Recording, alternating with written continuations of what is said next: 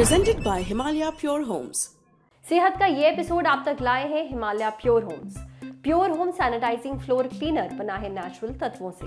हिमालय का कहना है कि ये फर्श से 99.99% जर्म्स हटाता है, क्योंकि इसमें कोई भी हानिकारक केमिकल्स नहीं है। इसलिए ये आपके घर के फर्श को बच्चों और पेट्स के लिए सेफ बनाता है। प्रदीप 32 साल के हैं, पटना के रहने वाले हैं। अब पिछले कुछ समय से उन्हें सांस लेने में तकलीफ होती थी। ये दिक्कत ठंड आते ही और बढ़ जाती। पहले इनहेलर से उनका काम चल जाता था, पर अब इससे भी आराम नहीं मिलता। सांस फूलने के साथ साथ खांसी आती है, बलगम भी बहुत बनता है। डॉक्टर को दिखाया तो पता चला कि उन्हें एम्फाइजीमा हो गया है। एम्फाइजीमा लंग्स की एक कंडीशन है जिसमें सांस लेने में तकलीफ होती है। ऐसे पेशेंट्स में लंग्स में मौजूद एयर सैक्स डैमेज हो जाते हैं। समय के साथ इन एयर सैक्स की अंदरूनी परत कमजोर हो जाती है और खराब हो जाती है, जिसके कारण लंग्स में मौजूद एयर सैक्स में स्पेस बढ़ जाता है। आपके लंग्स में मौजूद एयर सैक्स ऑक्सीजन भीतर लेते हैं, इसलिए ही आप सांस ले पाते हैं। एम्फाइजीमा के पेशेंट्स में इसमें खराबी आ जाती है। ठंड में ये परेशानी और ज्यादा बढ़ती है। इसलिए प्रदीप चाहते हैं कि हम एम्फाइजीमा पर एक एपिसोड बनाएं। डॉक्टर से पूछकर बताएं कि ये क्यों होता है, इसका बचाव और इलाज क्या है। सुनिए। एम्फाइसेमा फेफड़े की एक ऐसी बीमारी है जो टर्मिनल ब्रोंक्यूल्स को अफेक्ट करती है। टर्मिनल ब्रोंक्यूल्स अगर हम समझें तो इनका काम वो ब्लड को ऑक्सीजन तथा कार्बन डाइऑक्साइड के एक्सचेंज करने का काम रहता है। जब इनका असामान्य रूप से स्थायी फैलाव हो जाता है वो एम्फाइसेमा कहलाता है। इसमें होता क्या है कि जो फैलाव हुआ वो उसमें इलास्टिक कार्टिलेज होते हैं, बैंड्स होते हैं जो टूट जाते हैं, और जिसके कारण वो एरिया ब्लॉक हो जाता है और उसकी हवा ना बाहर जा पाती है और ना अंदर आ पाती है। तो वो एरिया जो होता है ब्लड के साथ ऑक्सीजन तथा कार्बन डाइऑक्साइड का एक्सचेंज नहीं करता। यह सामान्यतः एम्फाइसेमा के पेशेंट्स में देखा जाता है। एम्फाइसेमा कई तरीके का होता है, panacinar, centriacinar, paraseptal emphysema. ये इन्वॉल्वमेंट की जगह के हिसाब से इसको क्लासिफाई किया जाता है। इसके कारण जो होते हैं, सबसे प्रथम कारण होता है धूम्रपान। सिगरेट, बीड़ी, कोई भी स्मोकिंग का कारण काम करता है उसको यह एम्फाइसेमा होगा। पॉल्यूशन में कोई पेशेंट रहता है, कोई आदमी रहता है तो उसको हो जाएंगे। कोई धुआं में या नॉक्सियस गैस के संपर्क में आता है तो उसको भी यह एम्फाइसेमा होने का कारण बनता है। सामान्य सा इसके लक्षण जो होते हैं, श्वसन संबंधी समस्याएं डेवलप करते हैं, जैसे कि खांसी जो आएगी उसमें बलगम आएगा, सूखी खांसी भी आ सकती है। यह तकलीफ़ किसी पर्टिकुलर सीजन में बढ़ सकती है। सांस लेने में दिक्कत आ सकती है। कई बार तकलीफ़ इतनी ज़्यादा बढ़ सकती है कि आपको हॉस्पिटल में एडमिशन करवाना पड़े, और लेटर ऑन जब फेफड़े इतने कमज़ोर हो जाते हैं तो निमोनिया होने के भी चांसेस बढ़ जाते हैं। इसका बचाव सिंपल सा है कि हम धूम्रपान ना करें, पॉल्यूटेड एनवायरनमेंट में ना रहें। कोई भी अगर एक्सपोजर हमारा नॉक्सियस गैस के साथ है तो उसको बंद कर दें, तो इससे बचा जा सकता है। इलाज, अगर यह बीमारी अब हो गई है तो उसका इलाज संभव है, लेकिन इसको वापस नहीं किया जा सकता, इसको हम कंट्रोल कर सकते हैं। इसका इलाज आपको पल्मोनोलॉजिस्ट जो चेस्ट फिजिशियन होते हैं वो आपको दे पाएंगे। इसमें क्या होता है, जैसे जिस तरीके से पेशेंट डेवलप करेगा सिम्टम, उस तरीके का ट्रीटमेंट दिया जाता है। अगर पेशेंट को खांसी आ रही है तो एंटीटसिव दिए जाएंगे। खांसी में बलगम आ रहा है तो म्यूकोलिटिक्स दिए जाएंगे। खांसी के साथ सांस चल रही है तो उसमें इनहेलर्स वगैरह दिए जाते हैं। अगर किसी पेशेंट को निमोनिया हो रहे हैं बार बार तो निमोनिया के लिए एंटीबायोटिक्स और लॉन्ग टर्म मैक्रोलाइड्स ऐसी एंटीबायोटिक्स दिए जाते हैं। कई पेशेंट को अगर देखा जाए तो सर्दियों में दिक्कत ज़्यादा होती है। सर्दियों में होता क्या है, सामान्यतः एक तो टेम्परेचर चेंज तो ये इसमें सिकुड़ती हैं ब्रोंकस।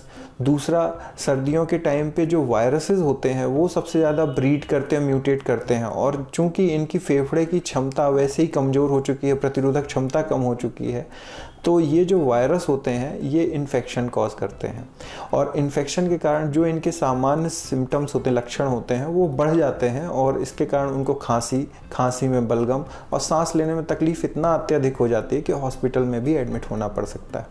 तो इसमें हमको ये करना है कि ठंड के पहले इन्फ्लुएंजा वैक्सीन्स लगते हैं, अगर हम उनको वैक्सीन्स को समय पर ले लें तो हम उनसे बच सकते हैं, इन वायरसेस से इम्यून हो जाएंगे।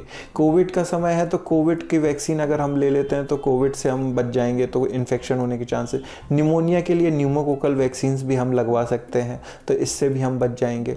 प्लस अगर आपको दवाइयाँ डॉक्टर ने चालू की हैं तो उन दवाइयों को रेगुलर लगातार डॉक्टर की ही निगरानी में रखकर लेते रहना है। अपने हिसाब से कुछ भी नहीं करना है। डॉक्टर से अगर कोई भी प्रकार की दिक्कत होती है तो तुरंत डॉक्टर संपर्क करना है। क्योंकि हमारा अभी ओमिक्रॉन वायरस आ रहा है और ऐसा देखा जा रहा है कि फॉरेन में है लेकिन लक्षण कम है, लेकिन सीओपीडी या एम्फाइसीमा के पेशेंट्स को इनके चांसेस ज़्यादा हैं होने के। तो वैक्सीन अपना ज़रूर लगवाएं। कोविड का वैक्सीन फर्स्ट प्रायोरिटी में लगवाएं। इन्फ्लुएंजा के वैक्सीन और न्यूमोकोकल के वैक्सीन के लिए अपने डॉक्टर से संपर्क करें। अब अगर आपको डॉक्टर साहब के बताए गए लक्षण महसूस हो रहे हैं, सांस लेने में परेशानी हो रही है, तो डॉक्टर से एम्फाइजेमा की जांच जरूर करवाएं। याद रखिए, इसे कंट्रोल किया जा सकता है, पर जरूरी है कि इसका समय रहते पता चल सके। अब बढ़ते हैं सेहत के अगले सेगमेंट की तरफ। क्या आपके पैरों पर मकड़ी के जालों की तरह नसें साफ साफ दिखती हैं? ये नसें उभरी हुई लगती हैं? घबराइए नहीं, ऐसा सिर्फ आपके साथ नहीं है। इन्हें कहते हैं वेरिकोज वेन्स। इनके बारे में हमें और जानकारी दी डॉक्टर हर्षल ने। वेन्स यानी कि रक्त वाहिकाएं जो खून को दिल तक लेकर जाती हैं। इसमें होता है डीऑक्सीजनेटेड ब्लड, यानी इसमें ऑक्सीजन नहीं होता है। पैरों में ऐसे वेन्स का एक नेटवर्क होता है।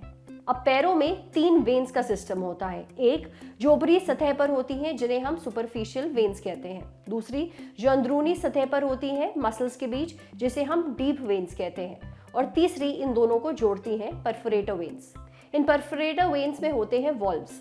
अगर ये वॉल्व्स डिफेक्टिव हो जाते हैं तो ब्लड हाई प्रेशर वाली डीप वेन्स से लो प्रेशर वाली सुपरफिशियल वेन्स में जाना शुरू कर देता है, जिसके कारण वो फूलने लगती है, बाद में टेढ़ी मेढ़ी हो जाती है, जिसे हम वेरिकोज वेन्स कहते हैं। अब इसका इलाज क्या है? काफ एक्सरसाइज करिए, इससे काफ मसल स्ट्रांग होती है और खून ऊपर जाने में आसानी रहती है। पैरों को अपने हार्ट के लेवल से ऊपर रखिए, जैसे 2 तकिए नीचे रखकर पैरों को उनके ऊपर रख सकते हैं। हाई हील्स पहनना अवॉइड करिए। अगर वेरिकोज वेन्स हो गई हैं तो सर्जरी एकमात्र उपाय है।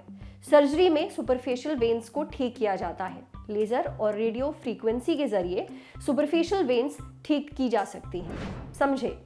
अब बढ़ते हैं सेहत के आखिरी सेगमेंट की तरफ, खुराक, एक झकास सी हेल्थ टिप। कांजी को आमतौर पर चुकंदर, गाजर से तैयार किया जाता है। उबालकर ठंडे किए गए पानी में कटे हुए गाजर, चुकंदर, सरसों पाउडर और नमक मिलाकर इसे 4-5 दिन के लिए धूप में रखा जाता है, जिससे इसमें हल्का खमीर आ जाए। डॉक्टर प्रियंका रोहतगी बताती हैं कि चुकंदर और गाजर को जब हम फर्मेंट करके उसमें नमक और सरसों का छौंक लगाते हैं तो उससे ये फर्मेंटेड ड्रिंक बनती है, जो हमारी डाइट के लिए एंटीऑक्सीडेंट का एक अच्छा सोर्स है।